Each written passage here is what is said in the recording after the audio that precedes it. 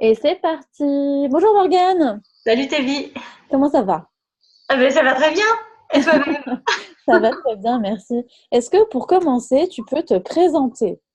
Oui, je peux. Vaste C'est question. compliqué, mais je Oui. peux. Alors, donc, je m'appelle Morgane Sifantus. Je fais beaucoup de choses. Je suis entrepreneur depuis 8 ans. Et tout ce que je fais, tout ce que j'ai fait, ça tourne toujours autour de l'écriture. Donc, j'ai écrit des livres. J'ai écrit 5 livres. J'ai un blog depuis 8 ans aussi qui s'appelle Canard à l'orange. Je fais des ateliers autour de l'écriture et de l'intuition. J'aide les entrepreneurs à travailler sur leur identité à travers l'écriture. Voilà, donc tu vois que l'écriture, c'est vraiment au cœur de ma vie. Et puis je viens de lancer un podcast. Donc là, c'est pas de l'écriture, mais c'est pas grave. Sur mon côté atypique, voilà, puisque je suis autiste et au potentiel. Ah, super. Bah, du coup, c'est pour ça qu'on se rencontre aujourd'hui et pour ça que tu as accepté de répondre à mes questions et je t'en remercie. Avec Est-ce que, plaisir. est-ce que tu peux nous expliquer ce que c'est que l'autisme Asperger? Alors, moi, j'utilise plus le mot Asperger Mhm. parce que donc en fait le gars qui a donné son nom à cette forme d'autisme, on vient de découvrir qu'il était lié aux nazis. Donc youpi, tralala boum boum. Oui. Ouais, en fait, il semblerait qu'il ait trié en fait les enfants en fonction de leur niveau intellectuel. Puisque en fait, l'autisme est très mal connu encore aujourd'hui, mais dans les années 40, c'était encore moins. Et on pensait que tous les personnes autistes, les enfants autistes étaient déficients intellectuels. Mm. Et lui, il a montré que non, que ça, une certaine forme d'autisme allait avec une non-déficience intellectuelle, voire une surefficience intellectuelle. Mm. Et il a fait le tri, en fait, pour les nazis. Donc du coup, je ne veux plus être associée à ça. Donc, moi, j'utilise pas ce nom. Donc, ça s'appelle aussi, il y en a qui disent autiste de haut niveau, Mhm. ou moi, je dis juste autiste, en fait, et au potentiel. D'accord. Parce que je trouve aussi que ça fait une sorte de hiérarchie.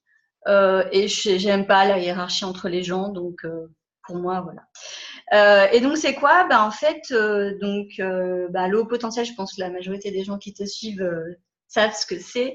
Oui. Et l'autisme, en fait, c'est une spécificité neurologique, a priori. C'est pas encore, enfin, c'est en pleine étude, donc je Mm. te donne ce que je sais aujourd'hui. C'est une spécificité neurologique qui arrive à la naissance, qui aurait une source génétique, puisque c'est vrai que dans les familles, quand on commence à réfléchir à la question, on voit bien, on voit bien les lignées qui se dessinent, et qui fait qu'on a des difficultés dans les relations sociales, mais qui ne sont pas des difficultés liées parce que je sais qu'il y a des difficultés liées au haut potentiel, parce qu'on Mhm. se comprend pas, on comprend pas forcément les autres personnes. Mais là, c'est pas une question de compréhension, c'est une question d'impossibilité, en fait, de pas Oui. savoir, de pas avoir les capacités à rentrer en relation avec les gens et à comprendre les codes sociaux. Mm. Oui. Voilà ce que c'est. Et ça décline plein de choses derrière depuis. Enfin voilà, il y a toute forme d'autisme, il y a toutes sortes d'autistes. C'est très très divers et très varié. Donc moi, je me contente déjà de parler de moi parce que je suis pas du tout une experte. Et en plus, ça fait pas très longtemps que je le sais, donc c'est vraiment tout nouveau pour moi. Ben justement, c'était la question d'après, du coup. Comment est-ce que tu l'as su et comment est-ce que tu as découvert cette spécificité chez toi? Alors, donc déjà, j'ai 46 ans. Mhm. Donc c'est important de le savoir parce que j'ai appris ça l'année dernière, donc j'avais 45 ans. Mm. En fait, depuis toujours, depuis vraiment toujours, je sens que j'ai une place à part dans ma famille, ensuite quand j'étais salariée, puis même en tant qu'entrepreneur, même si plus la vie passait et mieux je me sentais, mais je me sentais toujours dans une place particulière. Et en même temps, j'ai toujours su que j'étais au potentiel parce que j'ai grandi dans une famille où l'intellect était hyper valorisé, avec des parents, des oncles, des tantes, des grands-parents qui ont tous fait des études, qui ont eu tous des métiers intellectuels. Et donc je savais en fait, c'était pas, voilà, ça faisait partie de ma vie, j'en ai jamais souffert, j'en étais très contente. Et malgré tout, j'arrivais jamais à comprendre pourquoi j'étais différente des autres. Et même différente de personnes. Mon mari, il est au potentiel comme moi, et là, le même niveau, on a le même chiffre, on n'a pas la même répartition, mais on a le même chiffre, et je suis hyper différente de lui au niveau social.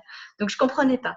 Donc, l'année dernière, je sais pas pourquoi, sur un coup de tête, j'ai décidé de passer mon test de QI, le test de QI. Je passe le test de QI, j'ai le résultat, puis le résultat m'étonne pas du tout. Et là, je me dis, ok, mais ça m'apporte aucune réponse. Sauf que pile à ce moment-là, j'ai plusieurs personnes de mon entourage qui me disent, écoute, tu devrais aller voir du côté de l'autisme. Et quand je dis des personnes de mon entourage, des personnes elles-mêmes diagnostiquées autistes. Donc là, d'un coup, c'est comme si une porte s'ouvrait et je me dis, oui, je vais aller voir. J'avais l'idée, j'avais une image de ce qu'était l'autisme qui était je pense hyper répandue, donc très binaire en fait, soit les autistes qui parlent pas, qui semblent renfermés, soit ce qu'on appelle les autistes savants, donc qui savent des choses pas possibles. Et moi, je me situais ni d'un côté ni de l'autre, donc je savais pas. Et à ce moment-là, je raconte l'histoire parce que c'est vraiment important. Je déjeune avec une de mes clientes et je lui raconte mon histoire de test de QI. Et elle me dit, oui, moi aussi, j'ai passé mon test de QI quand j'ai fait un diagnostic pour l'autisme. Et je me dis, ah tiens, encore. Et là, elle me dit, parce que oui, je suis autiste comme toi. Oh. Et en fait, elle me le dit d'une manière tellement évidente que j'ai mon cerveau qui a complètement switché, quoi. C'est comme si, c'est comme si j'arrivais sur Terre après un voyage de 100 ans et que quelqu'un me voyait et me disait, tiens, t'es une femme, quoi. C'était la clé qui me manquait. Et donc là, j'ai commencé à faire plusieurs choses, c'est-à-dire que j'ai commencé à me renseigner, à lire, à tout ça, et j'ai vu aussi une psy. Alors j'ai pas suivi le parcours de diagnostic classique, mais je suis allée voir une psy qui connaissait cette particularité, et j'ai fait le choix de ne pas faire de diagnostic parce qu'il faut rentrer dans un système qui est très lourd et qui est plutôt, pour les gens qui ont besoin d'être reconnus par la société, qui souffrent, etc. Ce qui n'est pas mon cas. Moi, je voulais juste avoir des informations techniques, pratiques. Et en fait, à partir de ce moment-là, j'ai compris qui j'étais. C'est-à-dire que toutes les clés qui me manquaient, que je ne trouvais pas dans le haut potentiel, que je ne trouvais pas dans l'introversion, qui m'avait aidée aussi, je trouvais tout dans l'autisme. Tout. Et voilà, et ça m'a vraiment... du coup, ça me fait que je me sens complète aujourd'hui. C'est génial. Et c'est génial ce que tu viens de dire, et c'est genre super, super important. Ce qu'on ne dit pas assez, c'est que le diagnostic à proprement parler, le test à proprement parler, il est mais complètement secondaire. À partir du moment où on se reconnaît dans une particularité, que ce soit HP ou autiste ou hyperactif avec un trouble du déficit de l'attention ou qu'importe, pas besoin de faire un test. À partir du moment où on a juste envie de trouver des solutions aux problématiques du quotidien, il suffit juste de quelqu'un qui est spécialisé dans le domaine pour avoir une aide, quoi. Et c'est super cool que tu n'aies pas eu ce besoin viscéral qu'ont d'ailleurs la plupart des HP pour guérir leur syndrome de l'imposteur parce qu'ils ne se sentent pas légitimes d'être qui ils sont. C'est super cool que tu aies juste su qui t'étais, que tu aies su qui t'étais en ayant l'aide de quelqu'un comme ça, quoi. C'est top. Bravo pour ton parcours, c'est génial. En fait, ce qu'il y a aussi, c'est que je pense que ça a été pour moi une chance de le savoir tard, très tard même. Parce qu'en fait, j'ai fait ma vie, j'ai fait ma vie, elle n'est pas finie, hein, mais j'ai fait une grande partie de ma vie, j'ai appris toute seule, je me suis débrouillée toute seule, j'ai trouvé mes solutions toute seule. Quand je dis toute seule, c'est pas que toute seule, mais en tout cas, avec mes essais, mes trucs ont foiré, mes trucs ont réussi. Et du coup, et en plus, comme par hasard, le thème de mon travail, c'est toujours l'identité. Donc c'est quand même une quête que j'ai depuis toujours. Et depuis un an, je me rends compte de plein de choses. C'est-à-dire que tout à coup, je réalise que ma sœur travaille avec les enfants autistes depuis 15 ans, que mon oncle, tout à coup, je peux mettre le check dans les cases, que quand j'étais toute petite fille, c'est un mot qui a été prononcé. On était dans les années 70, donc voilà. Et puis, je m'y a parlé, donc le fait de parler à l'époque, clairement, t'enlevait en fait de cette zone-là. Donc, je me dis, c'est génial parce que c'est arrivé à un moment où j'avais pas du tout de souffrance. C'était juste que c'était cool de savoir qui j'étais et de comprendre pourquoi je fonctionnais comme ça, pourquoi je me sentais comme ça, pourquoi dans certains domaines, j'avais beau, parce qu'on me disait, sors de ta zone de sécurité, force-toi, etc. Je le faisais et ça changeait rien en fait, que non, ça marchait pas avec moi. Donc, je comprenais pas les gens qui me disaient toujours de faire un effort, d'oser et tout, parce que j'osais, mais c'était pourri. Donc, à un moment, tu as envie de dire, non, mais c'est bon, j'ai quand même fait pas mal, des choses géniales dans ma vie, des choses incroyables. Donc, c'est bon, j'ai dans des endroits où j'ai le droit d'être pas comme les autres, en fait. Bien sûr. Et d'ailleurs, c'est ça dont on parle la plupart des gens avant d'aller voir un coach. Ils se disent, cette personne va changer complètement mon identité et du coup, je vais être complètement hors de ma zone de confort et je vais être forcée de faire plein de trucs.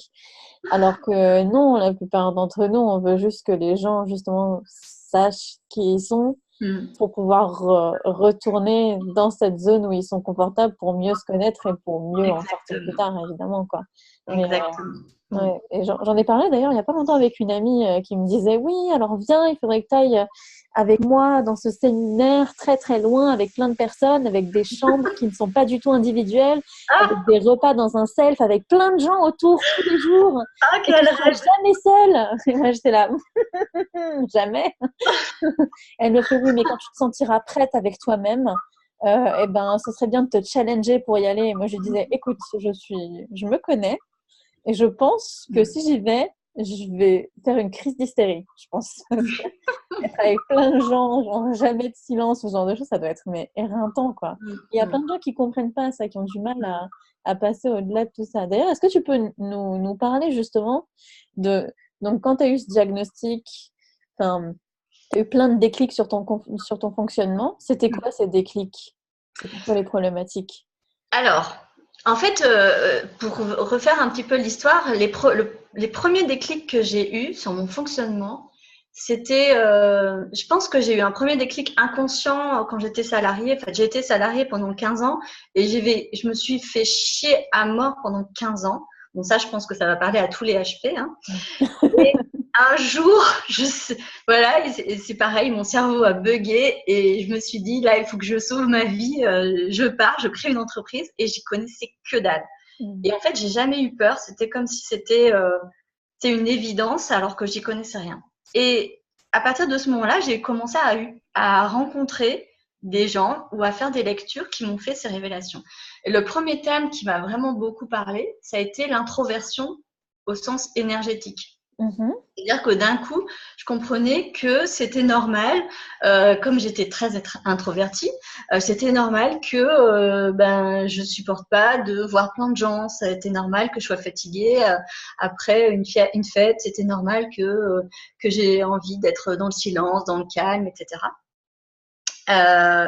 Et ça déjà, ça m'a beaucoup aidée. Le haut potentiel, ça m'a pas vraiment aidée parce que comme j'ai toujours su que je l'étais, j'ai rien appris de spécial, à part peut-être la sensorialité. Parce que je déteste qu'on me touche, j'entends tout. L'autre fois, dans une vidéo, tu disais que dans un restaurant, tu entendais tout ce qui se passait autour de toi. Alors moi, c'est pareil, j'entends tout et je ressens tout. C'est-à-dire que je sais tous les gens qui sont stressés, ceux qui sont bien et tout. Donc, c'est épuisant. Et donc, déjà, ça m'avait aidé. Mais quand j'ai commencé à aller dans la zone de l'autisme, j'ai compris un élément essentiel pour moi qui était pourquoi j'arrivais pas à rentrer en relation avec les personnes. Par exemple, si j'arrive dans un endroit et qu'il y a des gens, c'est horrible. J'ai beaucoup de mal à rentrer dans les magasins. Je fais pas du shopping, par exemple. Mais à tel point qu'il y a un moment donné où je peux plus m'habiller. Et c'est ma fille qui me dit, allez viens, on va t'acheter des vêtements. Et en fait, ce que j'ai compris, c'est j'ai pas peur. Hein, parce que les gens, ils me disent, mais ose et tout. Mais c'est pas la question, je n'ai pas peur. J'ai pas peur de ces gens, j'ai peur de personne. Je suis capable de faire un speech devant 10 000 personnes. Je suis pas timide et j'ai pas peur. Et j'ai pas peur de leur parler. Simplement, je ne sais pas comment on fait. Qu'est-ce qu'il faut faire quand on rentre dans une relation sociale. Quand je suis à un mariage, par exemple, pour moi, c'est horrible. Les mariages et les trucs comme ça, où il y a plein de gens que tu connais pas, qui sont en groupe et tout. Moi, je passe tout le temps des mauvais moments, en fait. Le seul mariage, enfin, il y a 2 mariages où j'ai passé un bon moment. Le mien, j'avais rien à faire, j'avais juste et celui de ma sœur, parce que c'est pareil, on était en petit comité, j'étais avec mon autre sœur et les garçons, donc enfin les maris, on n'avait pas d'enfants à l'époque, mais voilà, sinon et en fait j'ai compris pourquoi je détestais tous ces lieux où il y a des gens, mais même quand il y a des gens qui viennent chez moi, même quand il y a par exemple ma mère qui vient, je suis très vite en veille en fait. Ouais. Et c'est même une journée, tu vois, par exemple, mercredi prochain, c'est férié, c'est le 8 mai. Donc, mon mari ne travaille pas, les enfants seront là, enfin ma fille, parce que mon fils ne sera pas là. Et je les adore, mais ils vont m'envahir. Voilà. Et c'est très. Et de comprendre ça, eh ben, ça soulage beaucoup parce que du coup, tu te sens. En fait, j'ai eu le sentiment, enfin, pour la première fois de ma vie, d'appartenir à une communauté. De pouvoir parler, que je me suis rendu compte que j'avais beaucoup de gens autistes autour de moi, beaucoup de clients qui étaient voilà, très atypiques aussi. Et d'un coup, tu peux te comprendre et tu peux t'aider. C'est-à-dire que je sens bien qu'on peut s'aider mutuellement. Et ça a permis aussi aux personnes de mon entourage de comprendre que c'était pas que je les aimais pas, que c'était pas que j'étais froide, que c'était pas plein de choses en fait. Que c'était juste que soit je savais pas, soit je me trompais dans la réaction qu'il fallait avoir. Voilà, et du coup, ça permet de dire, tiens, là, je m'attendais à ça, et en fait, tu peux en parler. Voilà, c'est pas juste,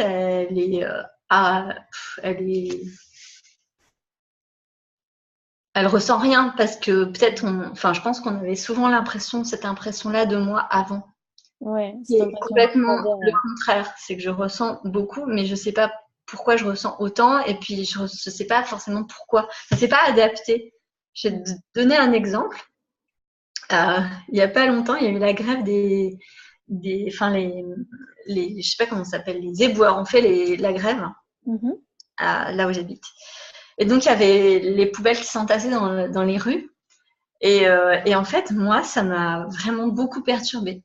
J'étais hyper triste, j'étais hyper mal, ça me donnait mal au ventre. Enfin, vraiment, j'étais super mal. Et j'ai demandé autour de moi, les gens autour de moi, ce qu'ils ressentaient. Beaucoup en avaient rien à faire. Et les autres, ils étaient en colère. Et personne n'a dit que quand je disais que moi j'étais triste et que ça me rendait malade, personne comprenait ce sentiment-là. Et c'est là que je me suis dit, en fait, c'est pas grave, j'ai le droit de ressentir ce que je veux et de l'exprimer. Et je vois bien que c'est accueilli, en fait. Mes proches, ils me disent, ok, tu ressens ça. Mais par contre, c'est très différent de la majorité des gens autour de moi. Voilà. C'est les plus grosses problématiques chez les HP et chez les autistes. C'est d'une part, tu en parlais tout à l'heure, ce besoin de comprendre la procédure. Voilà, c'est ça. On arrive dans une interaction sociale. Et d'ailleurs, il y a plein de coachs, j'en suis certaine, qu'il y a plein de coachs en séduction qui sont autistes Asperger. J'en Oui, suis c'est mais, possible, ça. mais complètement certaine, quoi. Parce qu'ils veulent tellement comprendre ce que c'est que la séduction et comment ça marche qu'ils en ont fait une procédure, quoi. Je trouve ça génial. Je trouve ça génial. Mais oui, c'est vrai que, enfin, donc il y a ce besoin, voilà, d'être dans le cadre. Comment est-ce qu'on fait exactement dans la société, dans le cadre de la société pour que ça marche? Et la plupart, justement, des autistes, et surtout les femmes d'ailleurs, sont diagnostiquées très très tard parce que justement, elles ont appris la procédure très tôt. Voilà, Oui. pour les Ouais, interactions sociales, ce genre de choses. on parle d'effet caméléon, c'est-à-dire que comme on attend beaucoup, enfin je ne sais pas si c'est une cause si c'est une relation de cause à effet. En tout cas, c'est une thèse on attend des filles qu'elles soient calmes et observatrices et qu'elles fassent comme on leur a dit. On leur autorise moins d'être rebelles et colériques et tout ça. Et du coup, par l'observation, par imitation, on fait les choses. Et d'ailleurs, le jour où on arrête de le faire, les gens ne comprennent pas. Parce qu'en fait, par exemple, le truc tout con qui est de regarder les gens dans les yeux, c'est clairement quelque chose que on a, enfin, en tout cas, moi, j'ai appris parce qu'on me l'a répété 1 milliard de fois. Et en fait, à partir du moment où j'ai compris que c'était pas naturel pour moi, j'ai essayé d'analyser, de voir ce que ça crée chez moi.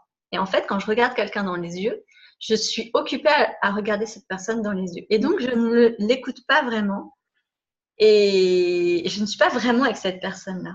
Donc, la société dit, si tu es avec moi, tu me regardes dans les yeux. Et moi, si je veux être avec quelqu'un, il ne faut pas que je la regarde dans les yeux. Donc, la société et moi, on n'est pas d'accord. Et parfois, je m'entends dire à mes enfants, regarde-moi dans les yeux. Parce que c'est des conditionnements, c'est des habitudes et tout. Et maintenant je sais aussi, je vois, en fait, du coup, maintenant, je sais s'ils sont en train de m'écouter ou pas. Parce que je les observe différemment. Et je sais que c'est pas forcément, ils me regardent pas, mais parfois ils me regardent pas, ils m'écoutent pas, hein. Parfois, je vois qu'ils sont avec moi. Donc, on a beaucoup de conditionnements, on a beaucoup de choses qu'on apprend. Et on passe inaperçu. Et c'est vrai que là, le domaine amoureux, le domaine de la séduction, je ne sais pas pour les autres, mais alors pour moi, c'est le plus grand mystère du monde. Franchement, je pense que je serais capable d'apprendre des trucs en sciences. C'est pas possible, vraiment. J'y mettrais peut-être beaucoup de temps et il me faudrait lire beaucoup, beaucoup, beaucoup. Mais la séduction, je n'ai jamais, jamais rien compris et je n'y comprends toujours rien. C'est-à-dire qu'aujourd'hui, je suis mariée, je suis en couple depuis 24 ans et régulièrement, je regarde mon mec et je me dis quand même, je sais pas comment il a fait parce que moi, si je l'avais pas rencontré, je pense que je serais toujours célibataire et voilà. Et comme par hasard, tu vois, je me faisais jamais draguer. Alors que j'ai regardé des photos de moi quand j'étais jeune et j'étais très mignonne et voilà, donc je me dis, je me verrais dans la rue, je me draguerais, tu vois. Et je me faisais jamais, jamais, jamais draguer. Jamais. Ou alors je le voyais pas, peut-être. Hein. Je pense que tu le voyais pas surtout. Ouais. Ça, alors. Et moi, j'ai jamais été capable de le moindre geste envers quiconque. Donc, merci à mon chéri qui est venu vers moi. Il m'a même pas dragué, en fait. Je sais pas, ça s'est fait. C'était une alchimie et voilà. Et maintenant, tu sais que grâce au pouvoir des internets, et ouais, il y a même des blogs sur la séduction. J'ai même interviewé une coach en séduction il n'y a pas très longtemps, Brenda Boukris, qui a bien voulu répondre à mes questions, donc c'était cool. Donc oui, c'est un truc, c'est un déclic, c'est comme pour toutes les relations sociales.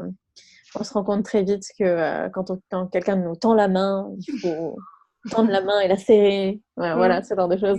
Et pour la séduction, c'est pareil, c'est des codes sociaux qu'il faut apprendre, mais bon, il y a une procédure pour tout. Ouais, ouais.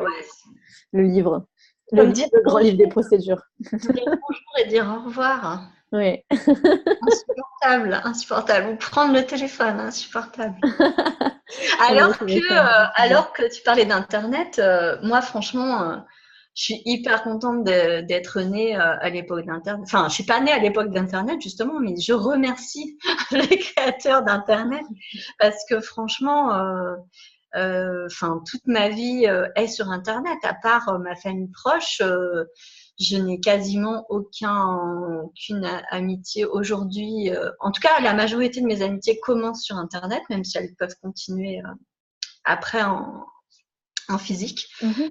Mais en plus, j'ai une telle facilité et pour moi, c'est tellement naturel d'écrire. C'est-à-dire que dans l'écriture, je comprends tout, je sais tous les codes en fait. Mm. Et pour le coup, enfin voilà, je sais ce qu'il faut dire, ce qu'il faut pas dire, enfin écrire du coup. Je sais comment écrire. Je peux écrire n'importe qui, je peux écrire sur n'importe quoi, j'ai aucun tabou et je suis moi à 100%, alors que dans les relations sociales physiques, je suis moi, on va dire au mieux à 50% et au pire à 0%. Mm. Donc, Oui, parce que l'autre, en fait, c'est une sursollicitation des sens, mais aussi il y a plein de codes qu'il faut tout le temps repérer à chaque fois, que ce soit le langage non verbal ou plein d'implicites qui sont vraiment pas explicites, du coup, qui sont vraiment pas dits explicitement.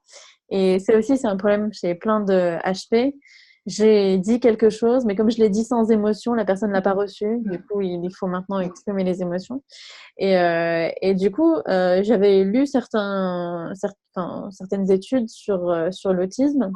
Il y a un concept qui s'appelle le concept de cohérence centrale, qui fait que quand on voit des yeux plus une bouche plus un nez, même si c'est sur, par exemple, un fruit, eh ben, on voit un visage. Et l'autiste, généralement, n'a pas de cohérence centrale. Il y a des tests le repérer. Et du coup, c'est pour ça que pour un autiste ou une autiste, c'est aussi difficile de regarder dans les yeux. Parce qu'à partir du moment où tu regardes dans les yeux, tu te focalises sur les yeux et tu te focalises plus sur le message que tu es censé décrypter, quoi.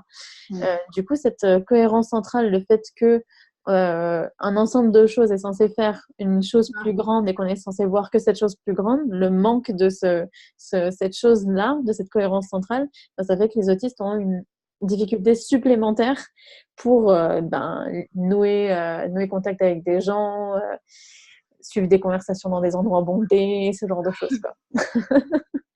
Ouais, et c'est difficile. J'avais vu aussi une vidéo sur...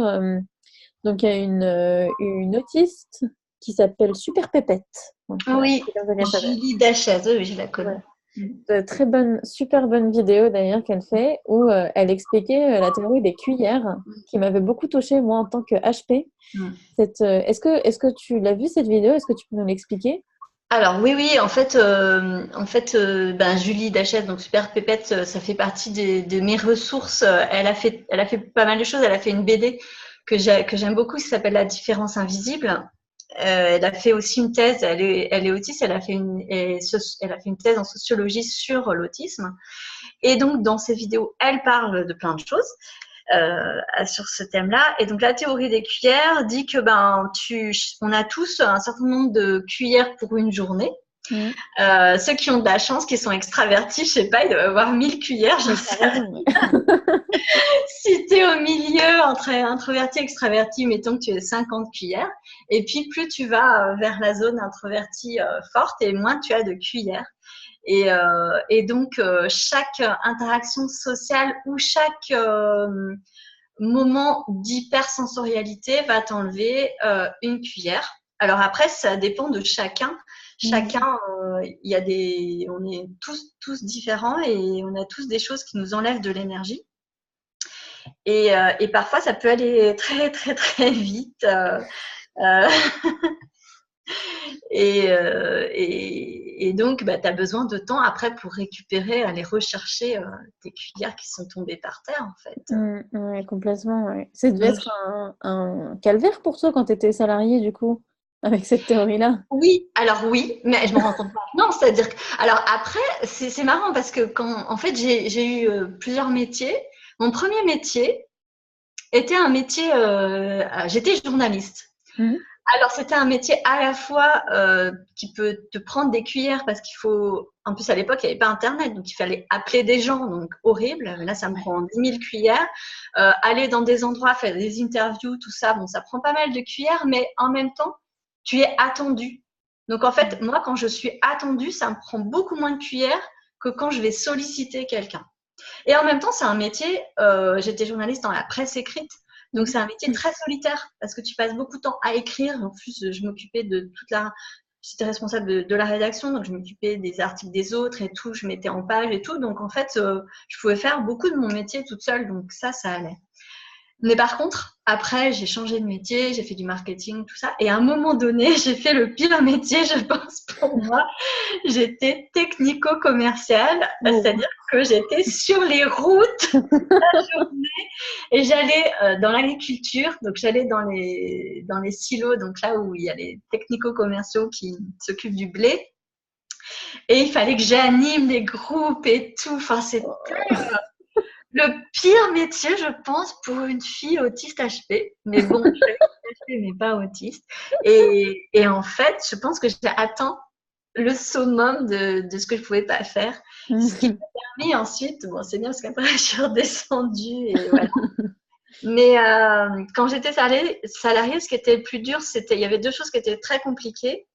C'était la hiérarchie. Parce que je ne comprends pas, je ne sais pas ce que c'est une hiérarchie. Pour moi, les gens sont tous au même niveau. Et c'est pas parce que tu es chef que, voilà, pour moi, c'est est-ce que tu sais faire ça ou est-ce que tu sais pas le faire. Après, chef ou pas, je m'en fiche. Donc, du coup, je parlais aux gens de la même manière qu'ils soient assistantes ou grands patrons. Donc, du coup, ça passait pas.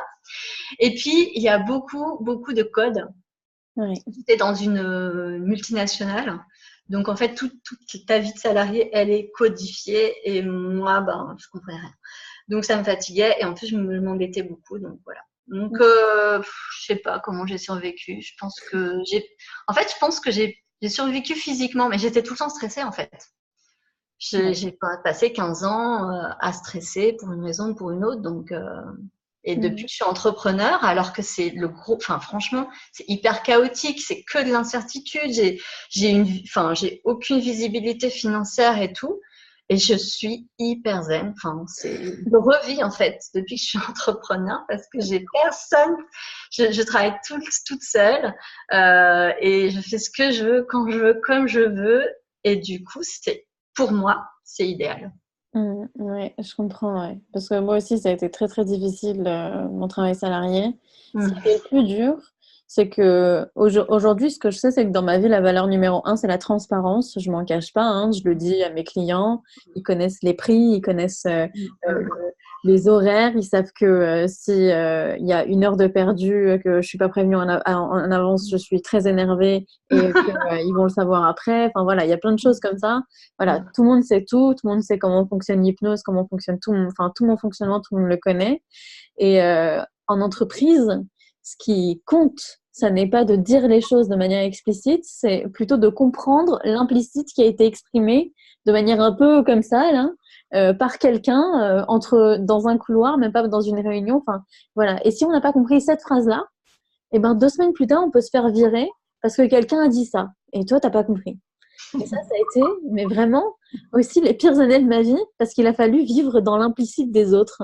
Et ça, c'était affreux, quoi.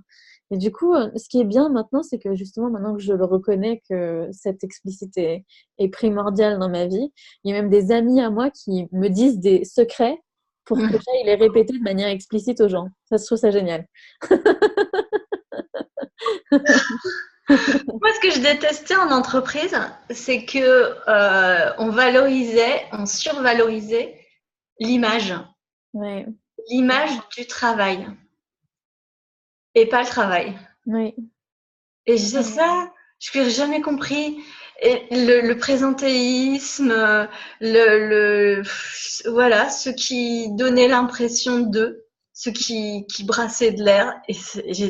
Et en fait, ce que je comprenais pas, c'est que d'un côté, on te disait qu'il fallait être productif, efficace et tout. Et de l'autre côté, on mettait en avant et on valorisait tous ceux qui brassaient du vent. Exactement, ouais. tous ces gens qui finissent à 17h30 ou 18h alors qu'ils ont rien foutu de l'après-midi, enfin qu'ils ont foutu 3 actions. Et toi, tu as fini ces 3 actions à, je sais pas, midi. 8h30. Ouais, voilà. Bon, j'allais dire 10h, mais moi, j'ai Bah fini non, la mais moi, plupart du temps, c'est 8h30. j'ai eu une période où j'arrivais à 8h30, je posais mon fils à la crèche, j'arrivais à 8h30 et à 9h, j'avais fini ma journée. Voilà, c'est ça. Et du coup, bah, les gens te regardent bizarrement en disant, mais elle fout jamais Pas rien. pour rien. Oui, exactement. Elle fout C'est une jamais. glandeuse. Mais non, mais c'est juste que bah, ton travail, bah, désolé, mais ton travail, il peut être fait par un HP en 30 minutes, quoi, ton travail d'une journée. Donc voilà, après, il y a deux poids, deux mesures. Mais quand tu es HP, ben, c'est pas reconnu le fait que ton travail puisse être fait plus vite. Et ça, je crois qu'il y a un réel, il y a un réel travail d'information quoi, à faire aussi sur plein de choses. Et bon, c'est pas pour tout de suite, mais on va y travailler. Je pense surtout que ça serait bien que les chefs d'entreprise se renseignent parce que ils pourraient euh, gagner en valorisation de leur entreprise Mm. de manière énorme s'ils faisaient confiance en fait à des modes de fonctionnement différents qui sont Mm. hyper efficaces avec des gens qui peuvent être très heureux en travaillant 2 heures par jour. Enfin, moi je le dis franchement, je suis comme toi, la transparence. Enfin, j'arrive pas à faire autrement. Je suis Mm. hyper transparente j'ai souvent des gens qui me disent déjà ils me disent ça fait 8 ans ta boîte ça fonctionne encore. Ben ouais. Bingo. En même temps, enfin, je sais pas, pourquoi ça devrait s'arrêter à un moment, tu sais? C'est C'est comme bien. si au bout de 5 ans, bah bim, ça y est, c'est fini. Ah, dommage, quoi. Moi, je suis toujours là. Et est-ce que tu gagnes de l'argent? Oui, je n'ai pas une association bénévole, en fait. Donc, voilà, je n'ai pas gagné au loto, Ah, les gens ni sont de incroyables. père super riche. Et non, je ne me repose pas sur le salaire de mon mari. Je suis une femme indépendante, je te remercie. Et la deuxième question, c'est ah, mais tu dois bosser comme une folle. Et moi, je suis là, mais alors, pas du tout. Je bosse très, très peu. Très, très, très, très peu. Vraiment très peu. Et, euh, et en fait, c'est ça qui me rend vraiment heureuse. C'est Mm. d'avoir une vie où chaque seconde m'appartient. C'est vraiment le truc que je dis, c'est que bah, tu vois, aujourd'hui, j'ai regardé un film, je suis allée me balader dans le parc à côté de chez moi pendant 1 heure. Là, bah, on est ensemble. Alors, c'est un petit peu du travail, mais bon, c'est pas du travail, c'est pas du travail entrepreneurial. Et je pense que, en fait, de toute la journée, je vais pas produire, en fait. Mm. Bah, Bah, c'est c'est pas pas grave.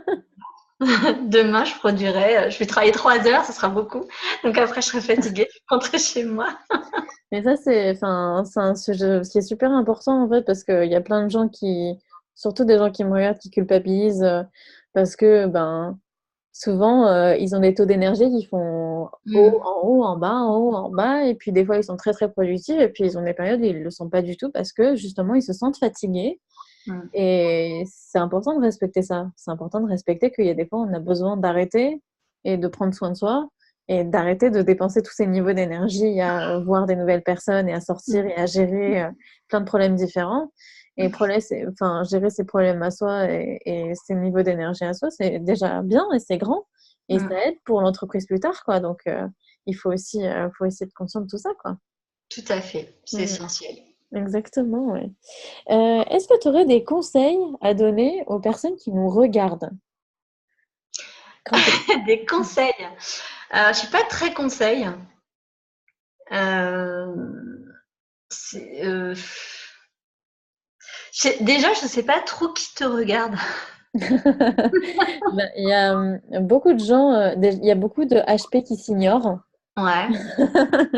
des gens qui préfèrent se qualifier de multipotentiels, de zèbres, Mm. de gens comme ça, et qui se reconnaissent dans toutes les, comment dire, dans tous les mots, genre arborescence, dans tous Mm. les modes de fonctionnement qu'on vient de décrire.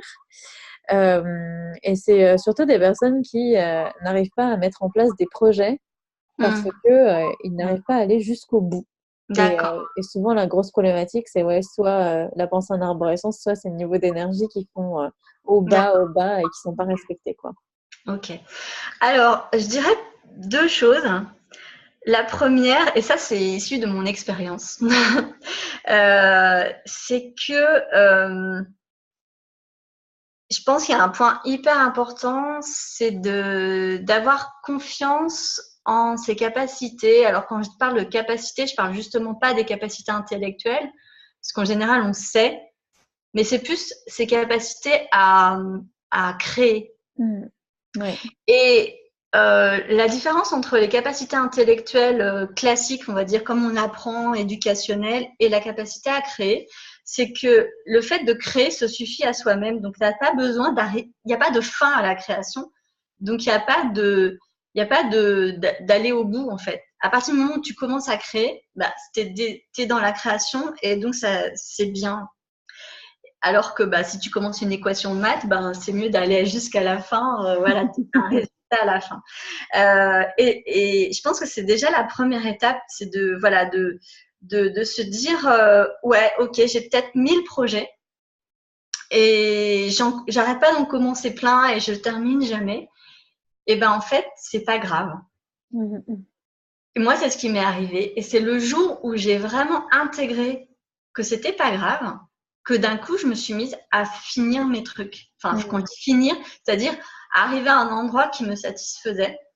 Et en fait, petit à petit, à trouver mon fil rouge, qui est pour moi est l'écriture, sur lequel je vais greffer toutes les choses que j'ai envie de faire.